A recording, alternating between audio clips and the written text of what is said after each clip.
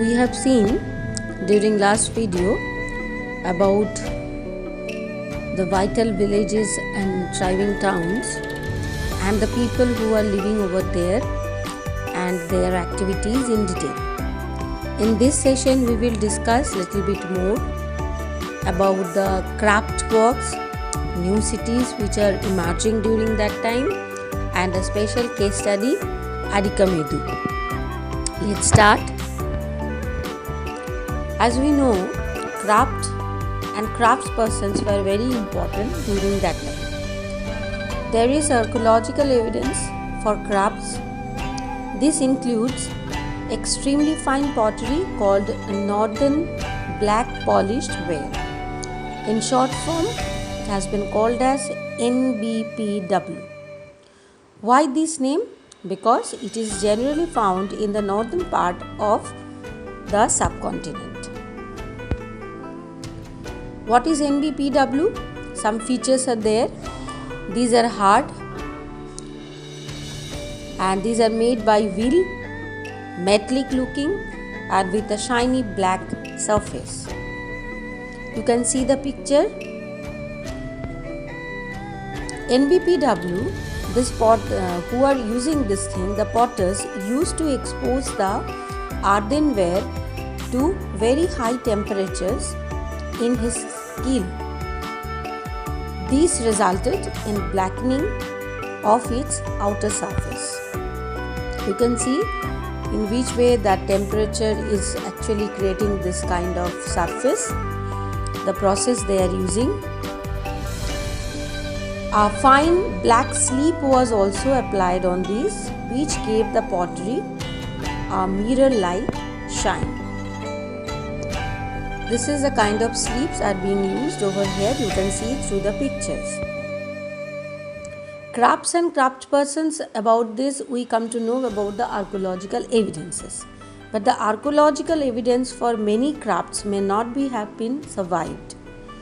Texts tell us that manufacturer of cloth was important, where there were famous cities like Varanasi in the north and the Mathura in the south.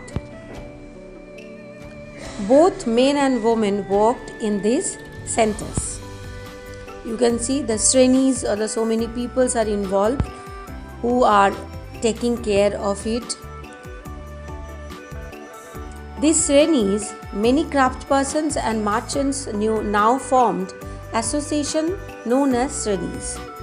These Srenis of craftspersons, what they are doing, they are provided training, produced raw materials, distributed finished goods. The Srenis of merchants organized the trade also. You can see what are the things these Srenis were doing. Srenis also served as banks, where rich men and women deposited their money, and this money was invested into two forms. As the part of the invest, they are getting interest in return and used to support religious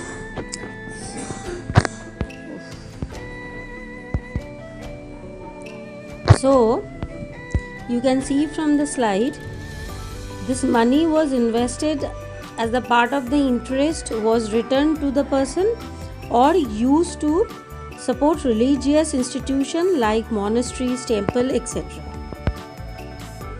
This is a very important information given in your book also regarding the weaving and spinning activity in Arthashastra. There are some rules for the spinning and weaving, it has written clearly. These rules are from the Arthashastra mentioned in chapter 7. They describe how spinning and weaving could be done in workshops under the supervision of a special official. Widows, young women who are differently abled, nuns, mothers of courtesan, retired women, servants of the king, women who have retired from the service in temples may be used for processing wool, bark, cotton, hemp and flux, that means the raw materials. They should be paid according to the quality and quantity of work, that means the payment procedure was fair enough. Women are not permitted to leave their homes, can send a maid servant to bring the raw material from the superintendent and take the finished work back to him. That means some coordination and very good system was lying. Women who can visit the workshop should go at dawn to give their work and receive their wages. There should be enough light to examine the work. In case of superintendent looks at the woman or talks about anything other than the work, he should be punished. That means the security of the woman also being considered over here.